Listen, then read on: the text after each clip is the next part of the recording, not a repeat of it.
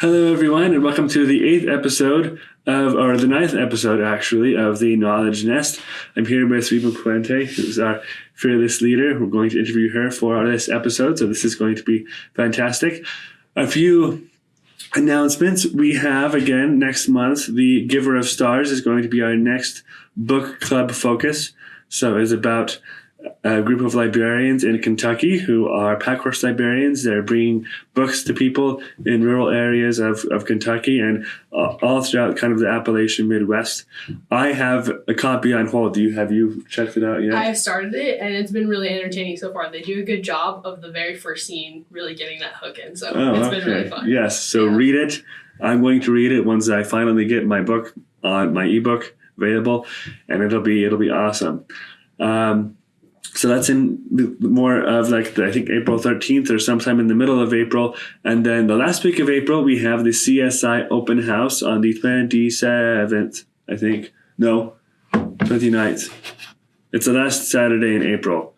So that would be the 29th from 11 to 3. So please come to that. That'll be awesome. We're going to have the library is going to be open. We're going to have some stuff to do. So those are the announcements we have for this week.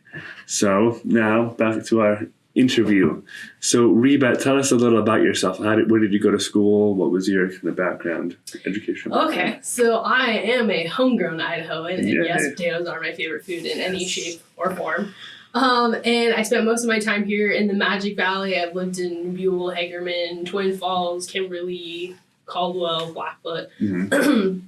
So I very much stayed in the area, and I graduated from Buell High School, and then I came here to CSI to get my associates in library and information science, and moved on to the University of Southern Mississippi to get my bachelor's and master's in library science. Okay, nice. Yeah. What made you want to become a librarian? So when I was 16, I started working in my high school library and taking library information science classes there, actually.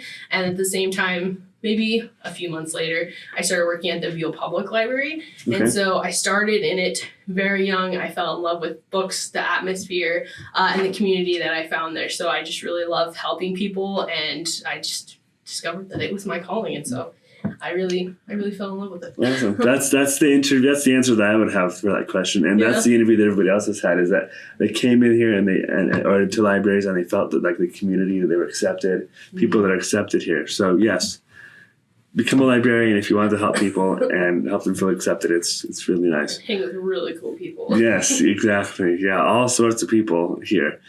As we talked about with Ross and Allison.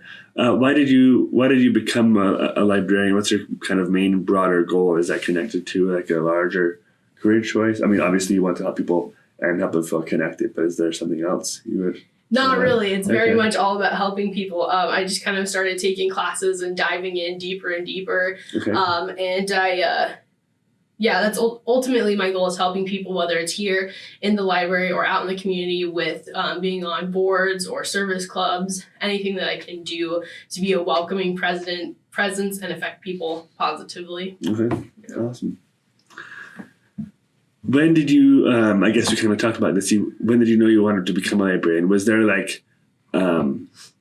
when you were in high school, did you decide you wanted to become a librarian? It was definitely by the end of high school, because I think I had to apply for CSI the spring of my senior year. Okay. But when exactly in high school, I couldn't actually say. I had thrown around a lot of different ideas. I wanted to be a librarian or a historian. I didn't really want to be a teacher, but I thought maybe that was something to do. Mm-hmm. One thing that I really like about being a librarian is I can help people see that there are a lot of different career paths out there with these massive books and databases and information we have on that. Mm-hmm. Because when I was in high school, I felt very limited. I didn't understand that there was endless career choices out there. Mm-hmm. And some of them were very weird and random, but they could be really fun. And so, I was also kind of looking at a bunch of other things in high school, and my husband and I were actually together in high school. So we were trying to plan college at the same time. He was really interested in out of state trade school things. So part of that was also what was available in those schools or those areas, or we're going to get it together. It was very dramatic teen stuff. But eventually I ended up here, and it was fantastic. Yeah, awesome. Yeah. Okay. So, yeah, it's really interesting. how did you end up with this job? What are your kind of typical daily responsibilities? So ending up with this job was kind of a very weird, miraculous thing, but I'm really glad it happened. I wasn't really looking for something else necessarily. I loved my job at the Buell Public Library, being their director. That was where I started. That was 10 years of work to get to that job. I thought I was going to stay there for 40 years and like break the record of how long I was going to be there. And I only ended up being there 2.5. So when this job came up, Dave actually told me about it. And he was like, hey, just so you know, this is over here. And so I decided that it was going to be a really great career move to be in a stable place and get a little bit of a step up. And it was really exciting to be able to have a team like all of you guys, where there's professionals that are full-time and really running the place. Mm-hmm. And so that was fantastic. And it just kind of worked out. Yeah. No, speaking from someone who was on the other end of that, it really did work out. It was awesome. It was fantastic. How does this job, because you were director at Buell Public mm-hmm. Library, and then were you a director or just a librarian at the hospital? I wasn't the director at the hospital. So they had a library manager over all library staff, but they were actually located in Boise with all of the other library staff.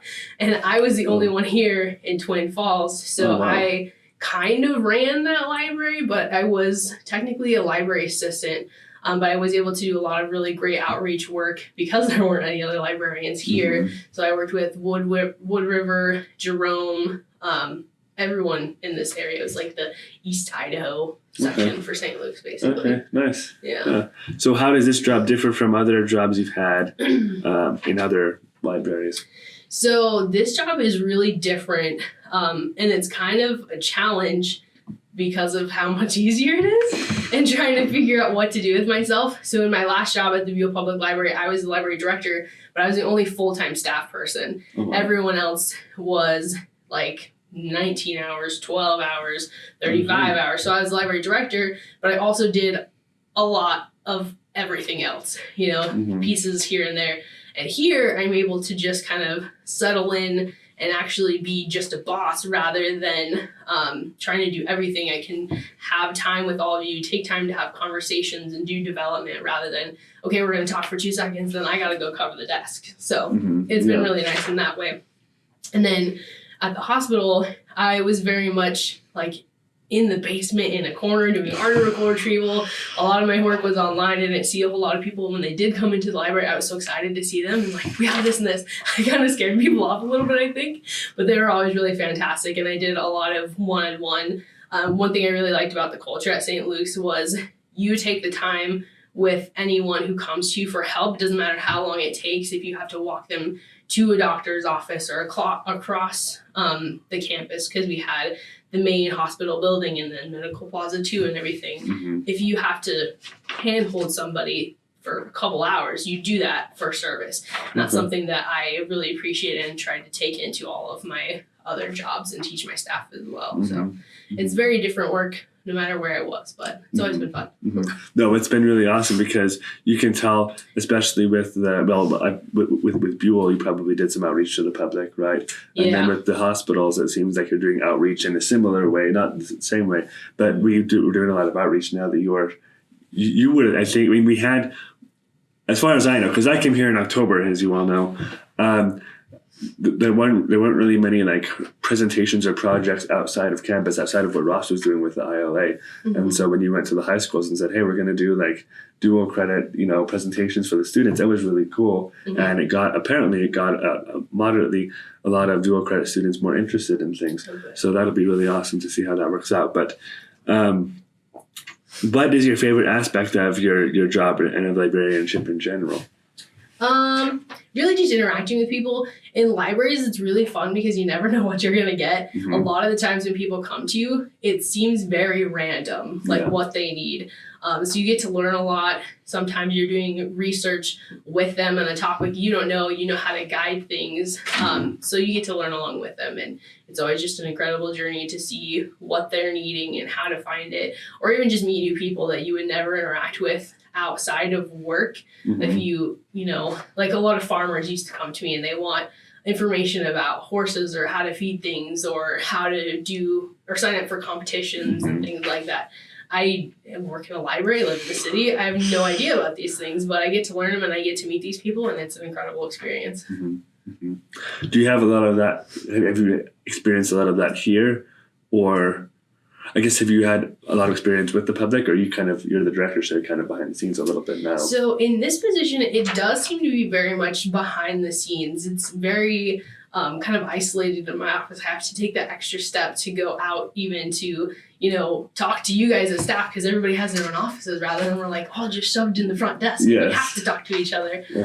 But it's really fun, and I try to make sure to do that. That's something that I haven't always been very good at, but I've been able to learn from coworkers in the past that you have to check in with people and build those relationships so that when you guys do have issues, you do come to me rather than like, I don't know where Reba is. She just got back in her office sometimes. So, and I really like to do the same thing with the public. I really loved being in a small town and having that everybody knows everybody kind of atmosphere. And the college is kind of like that. It's its own little small town. And so I'm just feeling like I need to go out and visit all the buildings, and visit all the teachers, and then probably branch out from there. So, yeah. No, but it is interesting, especially... Well, just to take behind the desk, we have this one long hallway, and then it kind of branches out, and there's my office and the Reba's office. But there's a long hallway, and we're kind of in our own little offices. And if we have a lot of work and we're working in our offices, we could see nobody else for the whole day because we're not as close. And that's kind of, with CSI in general, you kind of have to go to the buildings. I have to sometimes have in-person meetings just to get out of my office, because we usually do Zoom meetings. But no, it is important to go and talk with people and establish those connections and things.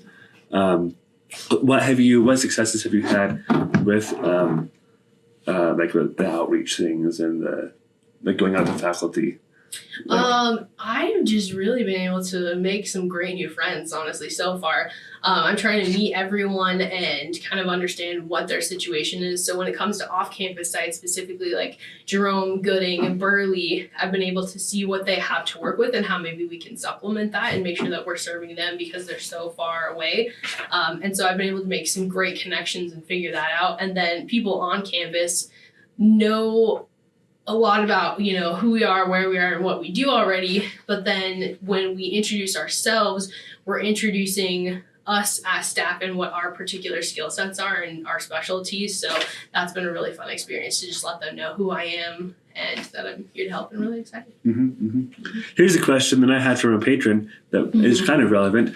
She was like, I go to school on the Burley campus, but you have books at the CSI library. Yeah. If I rent it, can I just take it to the Burley campus and then somebody will bring it back? That's an excellent question. And that's something that we're actually trying to start is that inter-office workings, it's always kind of been available, but it's never been a formalized process.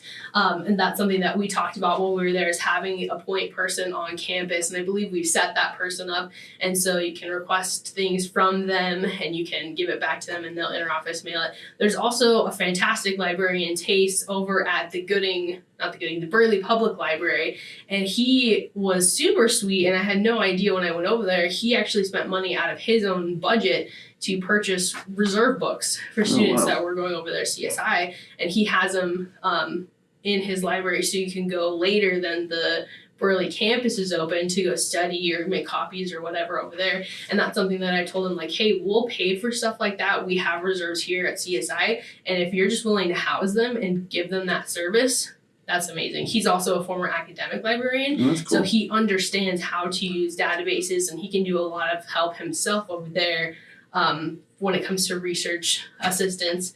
And so there probably won't have to be a whole ton that we have to do over there just because we have this amazing resource. But I've also told my staff, like you, Ross, Dave, if you have requests from anybody in Burley to go over there and do those services, do it. I'll pay the mileage, take a company vehicle, go visit with them, help them. That's what we're here for. Yes. Building the collaboration, building the connections and collaboration. It's all coming together like the A-team. What are some things that your education prepared you for with this position? So my education has always been a very interesting thing. I've been in a library since I was 16, and so I always identified as a librarian, and people were always asking me, like, why are you going to get your master's? Because you're already doing it. And something that a lot of people don't realize is that your master's is really the only degree that counts in library work. So I have my associate's and my bachelor's in library science. They don't really mean anything. It's just that progression of studies that I had to do to get a master's. Mm-hmm. And so that's been a really exciting experience. It helped me to be professional and learn how to work, how to communicate as a librarian. One random tips that my professors gave me are always have a blazer in your office, even if you're caught wearing a t-shirt or something. Like if the news people come over, throw in a blazer, and at least it looks a little bit more professional. And then just getting resources. There's tons and tons of resources that I was able to get from my professors that I would have probably never found on my own. And so I just have this long list of links in my Google Drive of ready resources for this. And so that's been amazing. Mm-hmm. Yeah. The one thing, I mean, obviously there are a lot of things about master's degree like the MLIS education that are important, but the links, the resources, like I can't tell you how many times I go and I'm like, I wonder what this is. And so I go and I get one that I got like my first semester in graduate school, and it tells me exactly what I should do. Mm-hmm. So yes, get your education. Yeah. Don't waste your education. Pay attention during it. What are some things that your education did not prepare you for? So the things that my education did not prepare me for is mostly working in a small town library with little resources. So I had to figure out, how do you hang things on a brick wall? I didn't have maintenance. What do you do when the toilet's plugged and it's 11 p.m. and your staff have to go home and it's just overflowing? And Mm-hmm. How do you get rid of 30 years of paint that somebody just left in a closet that's toxic, and you have to do it safely? Really random maintenance things that came up. Or one time we had new bookshelves that were delivered in a giant crate, and it was just dumped on the front lawn at some point. And then when one of my staff members came in the next morning, she's like, it's just right in front of the door. You can't even get into the library. You have to maneuver around this thing. How do we get this giant crate into the building? It was insane. And so we ended up having to bust it open and then carry all the parts into the library.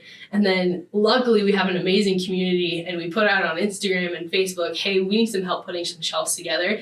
And 10 people showed up right away. They put things together and they had it all installed and set up and everything back looking beautiful by the end of the day. Oh, wow. So we gave them a bunch of pizza and we had a party, and it was fantastic. But that was not something that I was prepared for with school. So yes. Luckily we have a maintenance people to do that for us, but yes, that has been wonderful. All that stuff. And it can happen anytime. Yeah, and I actually wasn't in the library that day. I was. Oh, wow. It's always when I'm gone that stuff happens, and so luckily I still had amazing staff who just figured it out and took care of it. But I was like, I don't know what to tell you guys. I'm out of town.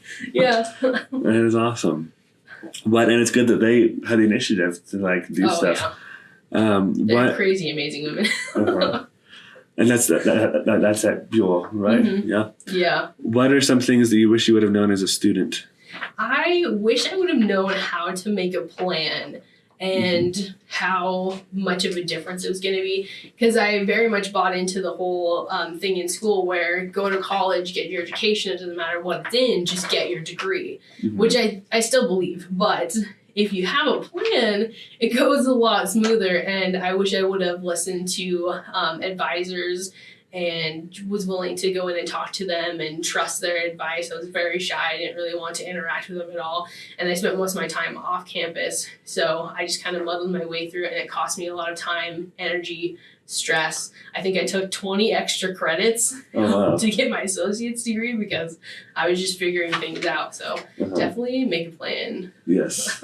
Academically, projects wise, all the stuff. If you have it written down or at least outlined, it's really good. Especially with this digital archives thing that I've talked a little bit about. We're going to be doing. I have to write things down, or my head just can't wrap itself around it. So. With the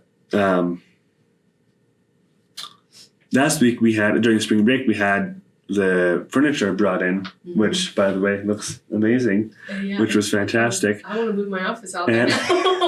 And yeah, it was important that we knew exactly what was happening. So even with stuff like, furniture things, the kind of the logistical things that happen in the library, you have to be prepared for those things.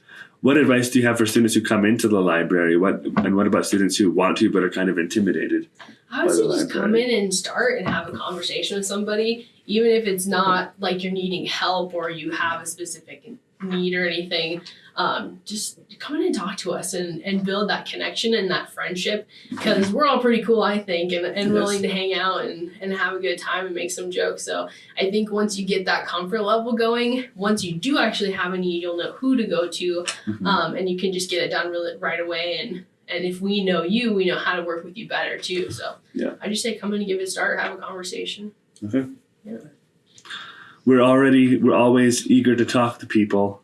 That's literally what we do half the time. I mean, it's what, not me as much because I'm digital, but still talk with us. Dave, who Reba mentioned a few minutes ago, he's really nice. He's probably the one you would talk to initially. He's a reference librarian. He's so important. He has his own desk. And I will get him on this interview eventually once we get some things worked out. But he has the coolest office too, so he's the one you want to go visit. Yes, he has a huge desk up front and all these posters. What books? This is a lot of people's favorite part of it. What books have shaped your career the most? So when it comes to book shaping my career, for that kind of leads me to like challenge books almost, or what things were going on. Really popular books were always really great for my career because they made great programming and party ideas. And then when it comes to challenges, I've been pretty lucky where I haven't had to deal with a ton of that. And when I have had it, it was more from staff who didn't have library training rather than patrons with concerns. Okay, and, so there was staff who was like, why do we have this book? And kind of trying to teach the library ethics and what we do. A lot of times people who come to work in a library who don't have that training think that we're here to kind of guide people's minds in a way. And that's actually a very trending thing right now in library science and in professionals. So that's happening, but that's not really the core values and ethics of librarianship. So I always have to tell people that we're not here to, change anybody's mind or guide their thinking or whatever. We're just here to provide information and to legally not have an opinion while we're at work. Yes. Because that way everybody feels welcome and involved and we can help everyone. And that's something that's been very important to me to teach my staff, is make sure that when you're here, you're a librarian, you're not affiliated with anything else, you're just here to serve the public, and you're here to serve everyone equally. So yeah. We're not here to push a narrative, we're here to provide resources to people. Yeah. And then we provide those resources from every angle so that they can take all of it and they can read some of it, they can read not, and then they can form their own opinions. Awesome. How have you changed the most over the last year? Oh, geez. What did I write down on this? Because this is a pretty interesting question. Yes, it is. Oh, man. Let's see. I think that I've just grown a lot because of a lot of challenges that have happened. Maybe instead of the past year, over the past 3 years, maybe going from a library assistant in a medical library, mostly working online and doing article retrieval, especially through COVID, was an interesting thing. And then finally becoming a library director and learning what challenges that I had to face as a library director, especially being such a public person. In Buell especially, Twin Falls was kind of more of a small fish in a big pond. But in Buell, I felt like I needed to be a public leader and be involved in a lot of different things. And with that means that you kind of open yourself up to a lot of criticism, and learning how to take that and just use it to make yourself and your library better, and how to communicate with people, where instead of becoming upset about these things, you're like, I hear you and I understand you and I want you to feel welcome and safe. And so how do we all work together where we're the city, we're the library, we're the school district, Boys and Girls Club, everybody coming together to just make sure that we're all doing the right thing. So that's been very interesting thing. And I think it's made me grow to be more assertive and more patient and just willing to learn all the time. And I think kind of like what I said before, where I was really planning to be the library in Buell for 40 years, I've decided that planning out that far is just, there's no point, you know? So don't get too set in things. So I just try to kind of go with the flow and do what they need to do and help everyone when I can and live life in gratitude. So yet another theme in the responses, compassion and helping people and networking. Yeah. It seems like those are it's compassion, networking, and helping people find things that they didn't know existed. Yeah. It's kind of what we're all about here. And networking has always been something that was really pushed. Like, you need a network. Yeah. And I was always very intimidated by that, especially at conferences. But now I just realize all that really means is talking to people and talking to everyone and making friends. And even if you don't like make your new best friend or somebody, you learn about another resource in the community. And even if you're not the person that's going to need it, you know how to connect other people. And that's probably been my biggest joy with networking is directing other people to the resources they need. So not only as a librarian, helping them find things in the library, but in the community overall. It's been really great. It's kind of like a library of people. They have there's a trend, and been a trend for like 4 years, I think, like a library of things. But now we have a library of people, or a library of like organizations, resources. There's so many different ones out there that I think most people never hear of. Even as a librarian, who it's like my job to know about these things in the community. A lot of times it takes a long time for me to find it, but then once I do, we really nail down on it and make sure that we have information to give out to people all the time. I think that's something that Ross is actually working on right now, is creating a resource directory for the area that we can give out to people. So that's going to be really awesome. And for anybody who wants that information a little bit ahead of his physical directory, we had Dave Feralick on the LibGuides created a help page, has help for like, I think, 15 different categories, all these things. So, and then Ross will have a more concise directory, but we're here to help you with anything you need. The next episode, I will go over kind of the help directory and show you where you can find these different resources, mental health, food, all sorts of needs. Are there any new projects or initiatives you would like to implement in the future? I've really come into this job. That's another thing that's changed, is as a library staff person, I was always like, we need to do this right now, get really excited about things. And then as a director or leader, I've kind of learned to take a step back and be like, okay, we need to do this. We want to do this, yes, but we need to do this in the right way, and we need to take our time with it, which is so frustrating for everyone, I think, probably even me, but it's definitely something that I've learned that we have to do. And so with this job, trying to come in, it's a very stable environment. We're not like panicking a lot of the time, which is fantastic. So that means we can really take our time with a lot of these projects. And so I really want to just learn the library, what we have, what we want to do, kind of make a priorities list and go about this very strategically. And so personally, there's not a whole lot of things except for probably the library of things. I feel really passionate about trying to make sure that we have things like that for our students.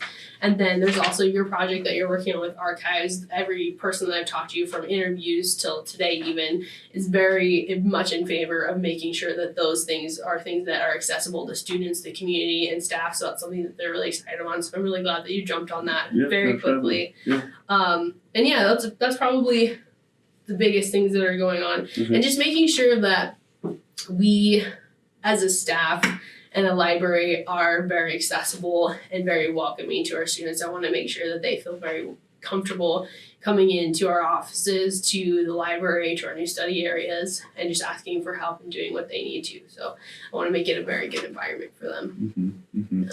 Sometimes we can be a little standoffish especially with I'm usually dressed something like this, and one of my, I think it was Dave or Allison, said, Reed, you come in and you have your hat and your gloves and you look like a hitman, but I will only hit you with good resources. What I'll hit you with. But we're always here to talk to you. How, if you could have, and this is I think this was Ross's favorite question, if you could have a gigantic billboard anywhere with anything on it, basically getting a message out to everybody in the world, what would it say and why? It could be a few words or a paragraph. It can be a quote you like, or like a phrase you created yourself, whatever. What would you? That's a great question. I think that's also something that's kind of changed. So back when I was younger and had a lot less to lose in life, my personal mantra was like, no guts, no glory. I was very shy. And so I'm just like, okay, I got to just do it. And it's going to be a great experience and I won't regret it later. And if I do, I will at least have tried. So I very much believe in that still, like be safe out there. But take chances and do things that are hard and just try it. And I think you're going to learn a lot from those experiences and you're going to have a lot of fun. So that's something that I really believe in. And another thing with that is even if you do fail, get back up and try something else or try again, You never really know how things are go. But don't let failure discourage you because failure is something that is fantastic and you learn a lot from. Luckily, I've had a lot of leaders in my life where they let me do a lot in libraries that most people don't get to do until they have their master's, like cataloging and all kinds of back-end work I was doing in high school, helping with, bills and budgets and spreadsheets and stuff. Mm-hmm. And sometimes they're like, what, that's not really what I wanted. But they would either say, I like this better, or, hey, this isn't what I was looking at. Let's try this again. Let's tweak it a little bit. And they're very gracious about it. And so I try to do the same thing as a leader. But I think just making sure that you put yourself out there and give it a shot is the most important thing. Yeah, definitely. What is the book or information resource you've given most as a gift and why? Or if you haven't, what book would you give to people? Yeah, that's great.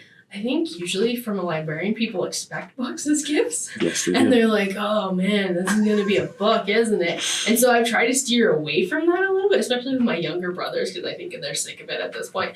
But if I could give a gift that I know people would actually read, it would probably be Angela's Ashes by Frank McCourt. And that's another thing that's kind of new to me. I read it only a couple years ago, but it's drastically changed my life and just made me want to live every day in gratitude because, it can always be worse. And even when you have very little and you're struggling, there are huge blessings in life if you just kind of take the time to look around and count them a bit. So that's something that it's really important to me. Okay. Angela's Ashes by who? Frank McCourt. Frank McCourt. Yeah. Read that. It's a good book. Do the audiobook too because he reads it and he's Irish and his accent is just so fun. Him telling his own story. It's amazing. Yes, so get the audiobook. Is it available on maybe your Offer Drive? Oh, I'm sure. At some libraries, it just depends what's in their collection. But I know we have the hard copy here. I'm gonna have to do that and just get the play away for it too. I didn't think about that. Yeah. No, that's really good.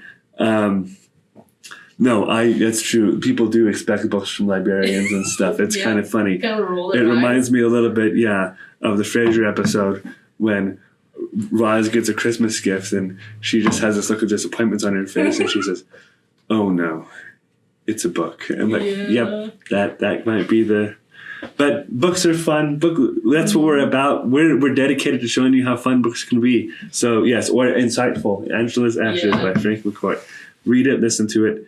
Enjoy it. We could have it in our book club. Who knows? Maybe. We'll see. Fun, yeah. Is there anything that we haven't covered that you want to say before we close out? Let's see.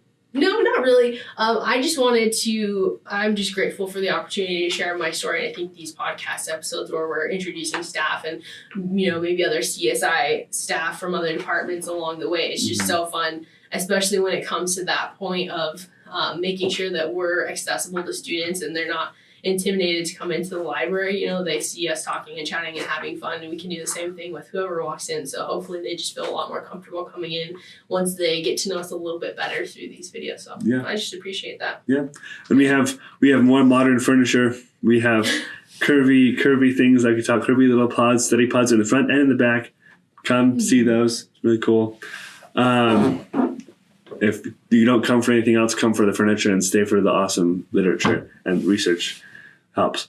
What knowledge, this is a good question that came off the top of my head. What knowledge do you use to build your nest that you use to kind of structure your life or drive what you do? Oh, this is one of my favorite answers that I prepared. I can't see my favorite. So I really try to soak in all the information that I can. And one of my favorite core memories is sitting in CSI over in Shelley McEwen's class in English when I was probably a freshman. And I had that moment where I realized I knew nothing about the world. Like, I was a teenager, and everybody was always like, oh, teens act like they know everything. And I was like, I don't know what you're talking about. And then I had that moment where I realized what they were talking about.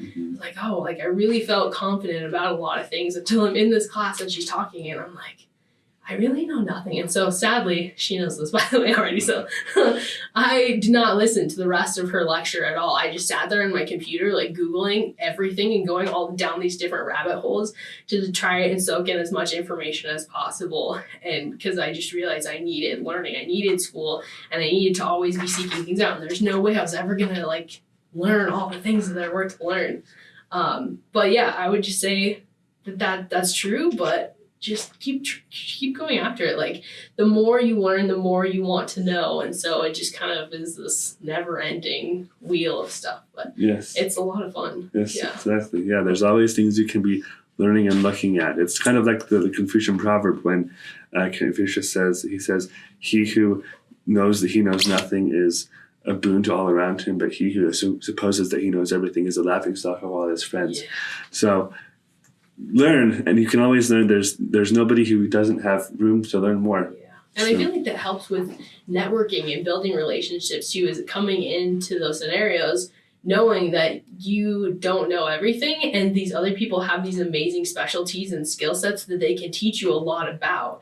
And so just being willing to sit there and listen to everyone around you, whether you agree or not, or know anything about it or not, just soak it in. Mm-hmm. It'll come up later, and it'll matter. You're going to be grateful that you had those conversations. So it's really awesome. Yeah. But yeah, take the effort to do it, because a lot of people will say like, oh, I don't have time, but just take the time to do it. Yeah. What book has had the most significant impact in your life? And it's kind of different than what books have shaped your career the most, but as a person, what book has had most significant impact on your life? Yeah, so this is another one of my favorite stories. So we already talked about Angela's Ashes, but that was within the past couple of years. So the book that was the biggest thing before that was The Golden Compass by Philip Pullman. Oh, okay. I never read as a kid. I had zero interest in it when we were doing AR reading in school. Yeah. I would do like half-point books and just read like 10,000 of them and get them out of the way. I was super annoyed by the requirement of reading. I hated it. But I loved when teachers read to us in classes. And so I would eventually like read those later or listen to audiobooks. This is why I still only listen to audiobooks. It's just like the experience. But when I was 13, I went to my grandma's for the summer, and I was bored out of my mind because she lives like out in the middle of nowhere in a straw bale house. And I'm like, okay. So I went to the library and I picked that out because she made me pick something, and I could not stop reading it for like the whole rest of the summer. Mm-hmm. I read all 3 books in the series. My aunt, who's the same age as me that I was staying with, was very annoyed with me because she wanted to play, and I just wanted to read these books. And then I think I was finishing the last book on the 4-hour drive back home, and I finished it, and I just started passed out in the backseat. Like, what do I do with my life now that this story is over? It was so dramatic because it was the first book that I actually really read and cared about. And I basically didn't ever stop reading since then. I was very bad in high school and took days off to finish a book or so. I didn't have that extent, but I did do that. I would like read underneath my desk in math class and stuff. Yeah. I was just like, I'm not going. I gotta finish the next Twilight book, or something like that. No, I had a similar experience with the Prydain Chronicles. Well, I read Harry Potter, but with the Prydain Chronicles by Lloyd Alexander, I got each book. And I was lucky because nobody really had them at home because they're kind of more obscure even today. Yeah. Oh, really? And so I read 1, 2, 3, 4, and on the 5th book I read, and I was like, what do I do with my life now? Because I read like the story's concluded, like I know what happens, so I went back and read the whole thing again, and it just became one of those ones, and I finally found it in omnibus, all 5 in one book, and I have it at my house. But it's if you get that story. Mm-hmm. I mean, I'm sure you probably go back and read that series. It's His Dark Materials, right? Oh, yeah. I probably read it over again 3 times. Yeah. I've only gotten through like the first 2 or 3 books of that one, but it is very unique. So it seems like even when you go in and you're trying to do a read-alike, it might be hard to find something that you loved as much as that. Yes. I would think. Yeah. That set the standard for all of the other books. Like that got me into fantasy, but even Lord of the Rings, I love Lord of the Rings, as you can tell. I have a poster that Reba gave me of Frodo. But I still compare everything else, like all the science fiction, Dune, Asimov. So, do you like fantasy more than other genres, or is it kind of? I do like fantasy. My guilty pleasure is actually like I still read YA. I never really progressed into like adult fiction because I think adult fiction is kind of boring, especially contemporary fiction. If I want to read, I want an escape. So the fantasy is a great outlet for that because it's a whole different kind of world. I also like classics for that because even though they're just fiction, they're like almost in a different language and a different time and world, and they're a bit of a challenge. So I really like those as well. I think that the reason for that is because like YA, like they're meant to be forming kind of the minds of the reader, so they're kind of focused on the ideas or the philosophies, and that's kind of the same thing with like the older classics. But now adult fiction, it's just like it's telling a story and that's it. It's kind of very superficial and shallow. And it's like everyday life, so it's like I don't really need this. I want something very different. And then YA, I also like to read the YA romances because me and my husband got together when we were 15, so it's very much like the mindset I was in. Yes. So it works. And I read like Must Love Dogs or something once, and it was an adult kind of romance. I'm like, this is so boring. They're going to work, they have these dogs. I'm not interested. No. I want to have like good and evil battle and some fantasy elements, or we're gonna go across country adventure. Yes. That's what I'm into. Exactly. Yeah. Awesome. Well, is there anything else that we haven't covered? I think we've done that question before, but anything else you want to add that's come up during the interview? I think so. Yeah. Okay. Awesome. Just thanks for the opportunity, and everybody come on in and have a chat with us, and we'll have a great time. Yes. Come in. Again, come to the book club and come to the open house on the 29th, 11 to 3. We will see you there.